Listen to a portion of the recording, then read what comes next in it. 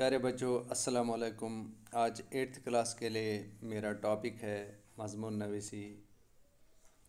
और मज़मून नवीसी में मैंने जो मौजू चुना है उसका उन्वान है बुरी सोहबत के नुकसानात। कहते हैं कि इंसान इसकी सोहबत से पहचाना जाता है। अच्छा इंसान हमेशा अच्छी और एला सोहबत में बैठता है, क्योंकि अच्छी सोहबत उसकी तबीयत और दिल के लिए मौजून होती है। अच्छी सोहबत उसको रास आती है। बुरा आदमी आमतौर पर बुरी सोहबत में बैठता है और अपने जैसे लोगों में ही रहना पसंद करता है। इसलिए किसी को समझने के लिए ये भी देखा जाता है कि इस शख्स का उठना बैठना किस तरह के लोगों के साथ है। एक बच्चे की परवरिश जिस माहौल में होती है, इस माहौल का इसकी नशोनुमा पर गहरा असर पड़ता है।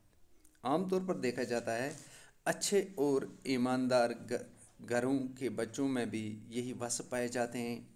लेकिन अगर नेक ईमानदार घर के बच्चे भी अपनी नशोनुमा के दौरान बाहर किसी बुरी सोहबत से दो चार हो जाए तो इनके किरदार पर भी उनकी सोहबत का असर ज़रूर पड़ता है।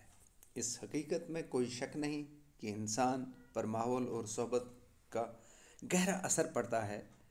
इसलिए हमें चाहिए कि बुरी सोहबत से बचना चाहिए। अगर अच्छे लोग बद किरदार और बद चलन लोगों के साथ रहते हैं तो कुछ वक्त के बाद वो भी ऐसे ही बन जाते हैं। इंसान इस माहौल का ज़रूर शिकार हो जाता है जिसमें वो रहता है, ये लाजमी बात है। आजकल अच्छा माहौल बहुत कम और बुरा और गंदा माहौल ज़्यादा दस्तयाब है। इंसानी अक़दार मस्क होकर रह गए हैं। ज़िंदगी के हर शोबे में आमियानापन आ गया है।